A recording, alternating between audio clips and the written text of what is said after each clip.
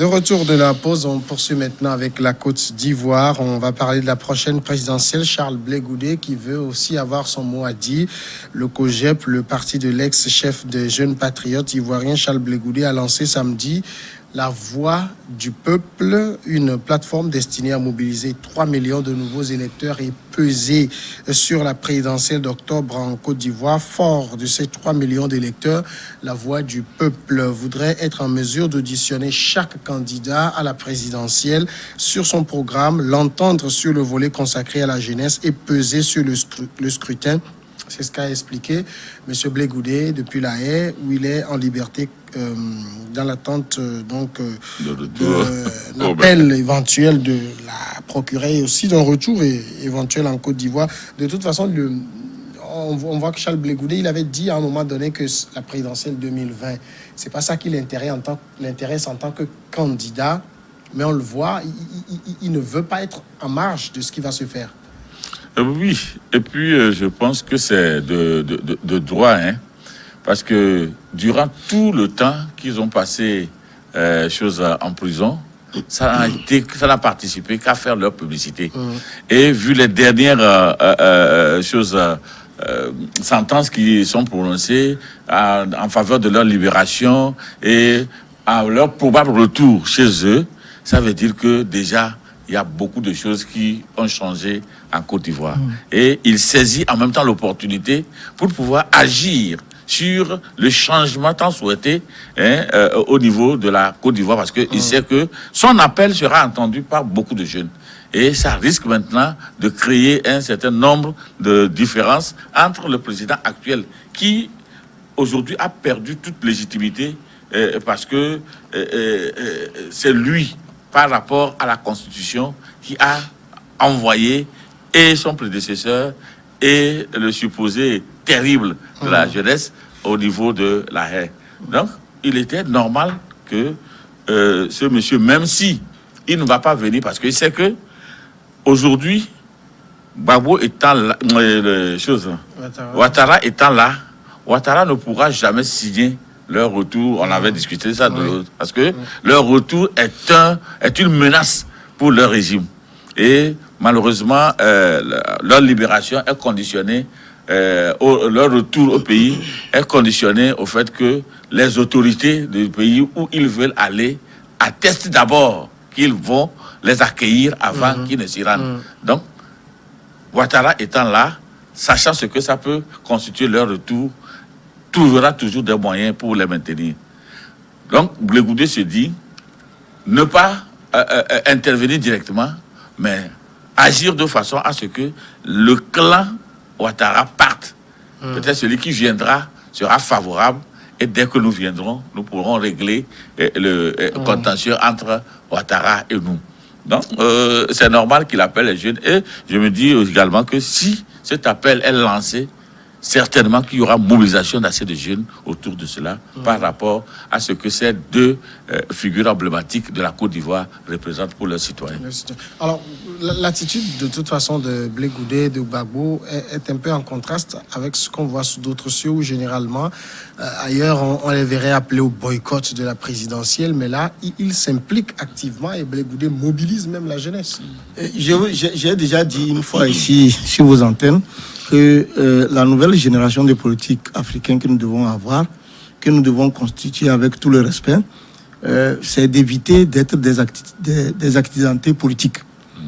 On ne rentre pas en politique si on n'est pas, vous m'excusez, on n'est pas stratège. Tout à l'heure, vous venez de dire que Charles Blé Goudé, il mobilise les choses même s'il n'est pas là. En fait, ce qu'il fait, c'est vraiment ça, la stratégie politique. Il est clair qu'on l'a condamné en Côte d'Ivoire. Vous voyez, la CPI qui est une institution au-dessus même de la Côte d'Ivoire. Finalement, ils ont réussi à s'en sortir de là. Et le président Ouattara sait que ça leur a donné une certaine aura. On les condamne en Côte d'Ivoire à 20 ans de prison. Alors, donc, on les empêche de rentrer. Au même moment, Guillaume Soro, avec qui ils ont discuté tout ça. Alors, oui, il est à l'extérieur avec Gbagbo, mais ils vont il abat ses cartes. Alors, un peu contrairement à ce que vous avez dit, vous savez, ce qu'il est en train d'organiser, il va mobiliser les gens. Il va mobiliser les gens et il donne, disons, il tend la main au président Ouattara.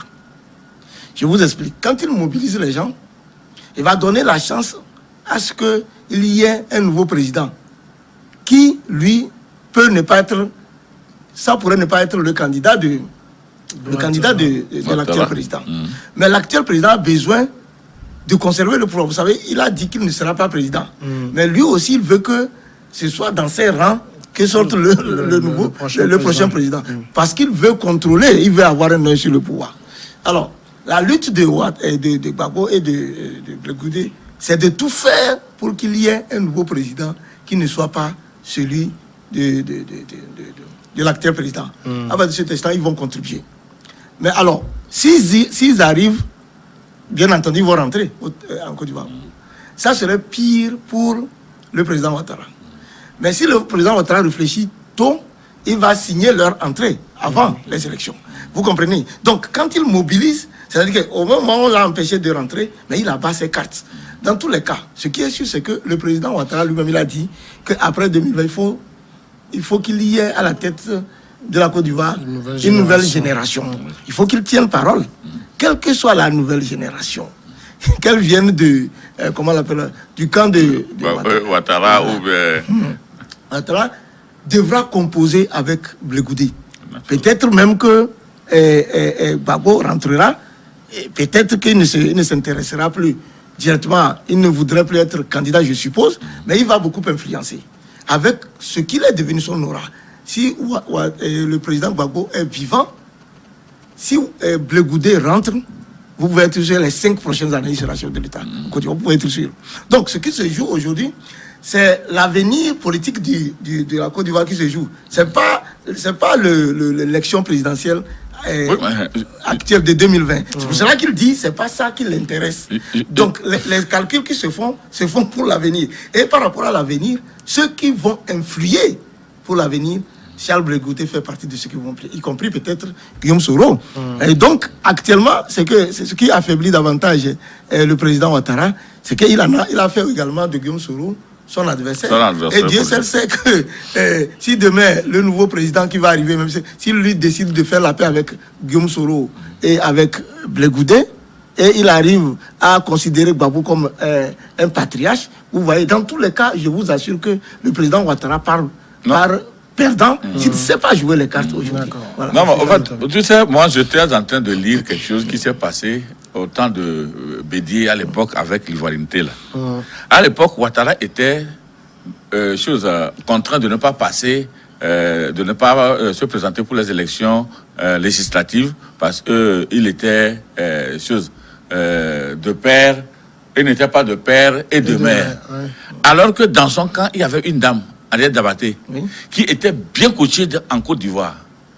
Donc, à l'époque, Ouattara aurait fait confiance à cette dame, l'aurait positionnée, elle aurait remporté beaucoup de sièges au Parlement, on aurait rapidement inversé la loi là, ça devait permettre à la prochaine magistrature, à Alassane Ouattara, de passer au pouvoir. Malheureusement, les choses ne se sont pas faites comme ça. Et il n'avait jamais accepté que cette dame-là, parce qu'il se disait que si cette dame paraissait là-bas comme première dame, elle pouvait lui prendre son truc. Et le fait de conserver son pouvoir a fait que, par schisme, il a refusé à ce que la dame-là se présente. Aujourd'hui, c'est le cas de figure qui se présente. Donc, Blé Goudé sait que s'il doit forcer pour arriver, ça va créer encore d'autres problèmes.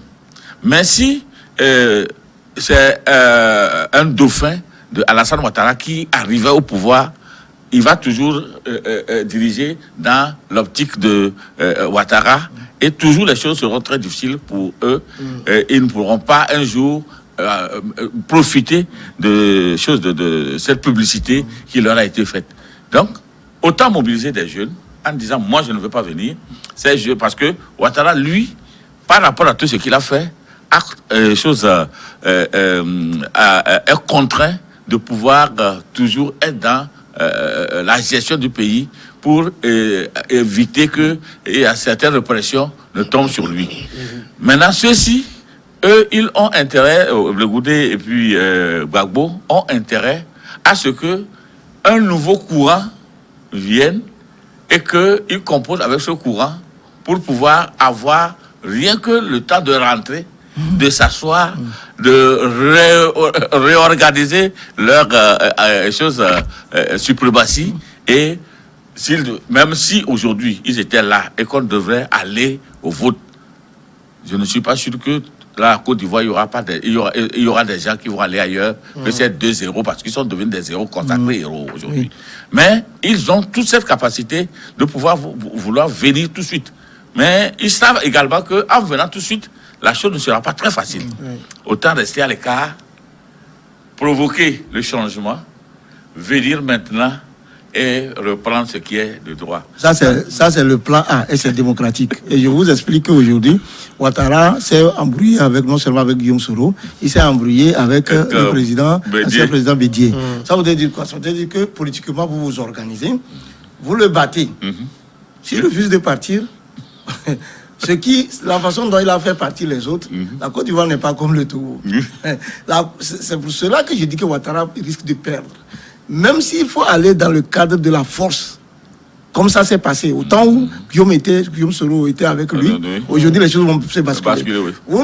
Vous imaginez, vous savez que la dernière fois vous avez appris que il y a eu déjà avec le Burkina. Vous savez, c'est la Côte d'Ivoire, c'est pas comme le... Donc ça, c'est des signes avant-coureurs. Pour dire, bon, voilà, toi, la CPI nous a... Voilà, tu dis non, nous-mêmes les filles, tu dis 20 ans, on ne doit pas rentrer. Nous tendons la main. Il n'y a pas de problème.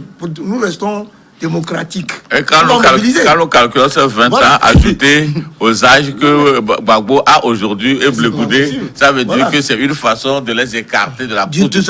Ils doivent rentrer à tout prix. Donc, pour le moment, ils restent légalistes. Ils font tout ce qu'il faut de façon légale. Jusqu'aux élections. Et j'ai dit jusqu'aux élections. Et vous savez, en Afrique, les élections sont toujours contestées. Donc, quand ils vont arriver, il y a un autre plan. Si on organise les élections, toutes ces forces-là, si finalement, à l'approche des prochaines élections, Guillaume Soro s'allie, ils ont un candidat, Guillaume Soro, Blé Goudé, comment l'appelle-t-on, Gbagbo lui-même, Bédié font une coalition contre Ouattara, mais le résultat est clair. Alors, quand il va être battu, il va refuser, puisqu'il va trouver un moyen pour rester au pouvoir. C'est là où, sans qu'on le veuille, il y aura encore des décryptement des armes là-bas. Et il va encore perdre. C'est pour cela que je vous dis politiquement, je ne sais pas si Ouattara, il a encore le temps de s'asseoir pour... C'est un grand politique, mais ce qui se passe en Côte d'Ivoire avec la libération de Gbagbo, tout ce qu'il y a de tout, il perd politiquement, il ne fait que... comment on dit ça? S'enliser davantage. Sinon, les cartes sont déjà... Il faut qu'il négocie. Il a déjà été courageux de dire je ne fais pas comme les autres, je vais partir. Et la pire des erreurs qu'il ne commette pas, c'est qu'il revienne sur sa décision. Et dire que bon, c'est pas exclu non plus. Voilà, parce que son dauphin est au plus bas. La situation sécuritaire du pays ne va pas. Il peut dire bon, j'avais dit que je ne serais pas candidat. Bon, entre-temps, celui que j'ai joué n'est pas bon. Finalement, je vais être candidat. Et là, il va perdre des militants au sein de ses propres rangs qui vont se rejeter. Et n'oubliez pas que au sein, même si Gbagbo et puis ce sont à l'extérieur, le parti de Gbagbo. Avec Afin Guessan. C'est vrai, mais il y a Afin Guessan aussi qui nourrit le rêve d'être candidat. Qui affaiblit un peu les choses. Mais par rapport à Blé Goudé qui a lancé donc cette plateforme Voix du Peuple, qui ambitionne de mobiliser 3 millions d'électeurs, vous pensez qu'il a encore la popularité pour mobiliser autant? Bon, justement, vous venez de soulever un nom qui... je ne sais pas comment ça va être pris en Côte d'Ivoire, Afin Guessan, qui, je ne sais pas si c'est une manipulation pour pouvoir,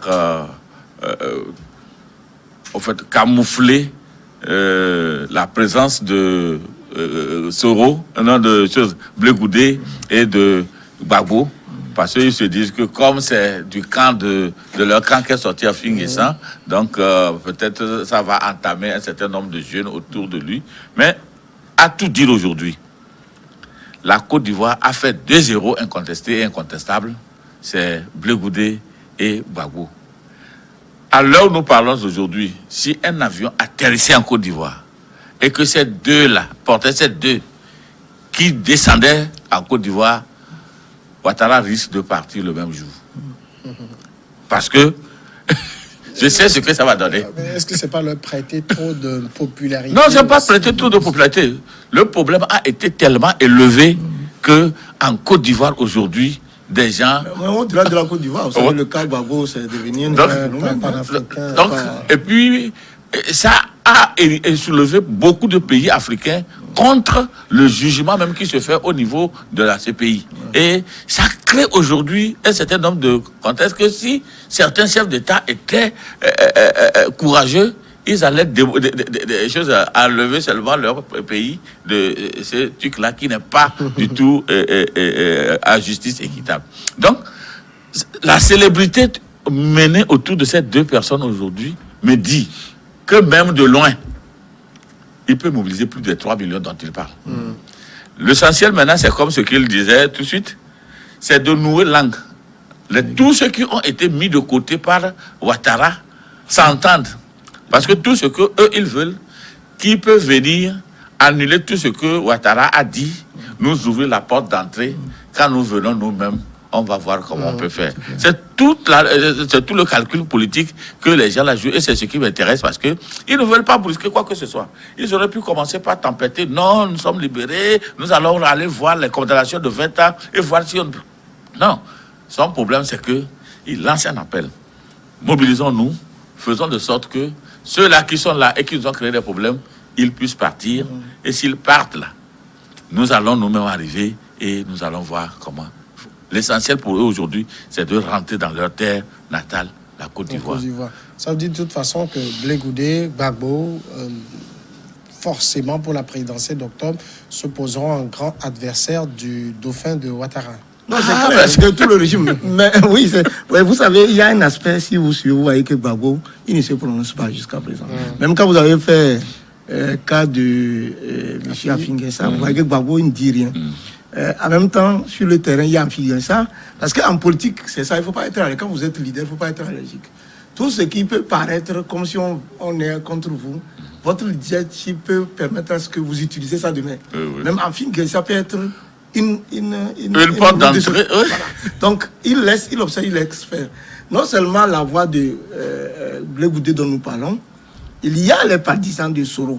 Mais Gbagbo lui-même, quand il va donner la consigne, vous savez ce que ça va donner. C'est pour cela que je dis, Ouattara, quoi qu'on en dise, il est déjà affaibli. Lorsque, à partir du moment où ces deux hommes-là sont sortis indemnes de la CPI, éthiquement, moralement parlant, il est affaibli. Et je vous assure que c'est comme il y a on est en politique, il y a beaucoup de calculs. Surtout avec les cafouillards de Belsogar, la vocale là, sincèrement. Bon, voilà. Il y a beaucoup Gbagbo est resté tout ça. Donc aujourd'hui, je crois que Gbagbo, avec sa victoire-là, c'est d'ailleurs pourquoi on les empêche de rentrer en Côte d'Ivoire, comme il a dit. Si ils descendent en Côte d'Ivoire, la demande, il faut qu'ils fassent la demande d'abord. D'abord, ils ont leur passeport qui ont expiré, il faut qu'ils fassent renouveler ça. Oui, mais c'est ce que je dis. La demande officiellement de rentrer. Gbagbo est un ancien président de la République. Vous savez, qui voyage avec un passeport naturellement. Non, je dis Gbagbo est un ancien président de la République. Gbagbo, fils, le président, on ne va plus parler. C'est celui-là qui a fait rentrer, je ne sais pas, Ouattara lui-même quand il était pour chasser, tout ça là. Aujourd'hui, moi j'attendais de Ouattara un geste. Une main tendue vers. Voilà, c'est-à-dire, c'est ça qui est humain. Non, en fait, la main tendue aurait été très facile si dans l'histoire des événements, ces mêmes tendus n'ont pas été préjudiciables parce qu'il sait ce qu'il a fait et il sait la réplique. Oui, mais à partir du moment où c'est un politicien, à partir du moment où on dit que les gens sont sortis victorieux politiquement, vous n'avez plus à résister. Justement, c'est ça. On attend pour la pause et nous revenons après pour le dernier sujet.